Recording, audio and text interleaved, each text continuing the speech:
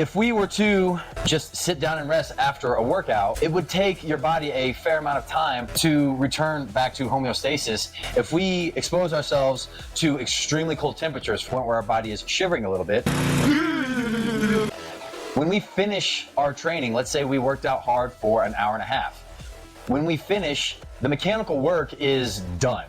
And the physiological work, however, continues to be productive because it needs to bring our body back to homeostasis.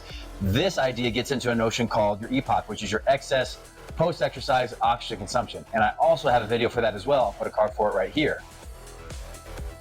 If we were to just sit down and rest after a workout, it would take your body a fair amount of time to return back to homeostasis and for this curve to be shifted left a little bit more back to that normal reference point.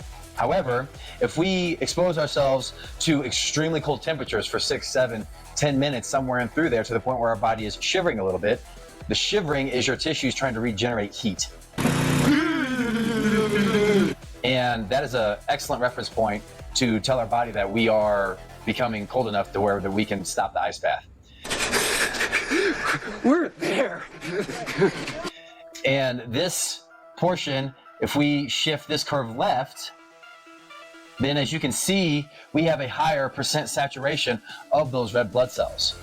So let's say in theory, if we have worked out and those red blood cells are carrying those oxygen molecules like crazy to the respiring tissues and they're unloading that oxygen, the moment that we expose those tissues to extremely cold temperatures and the need for oxygen drops drastically, there won't be a need for the oxygen to be unloaded so much, and it brings our body back to homeostasis much faster.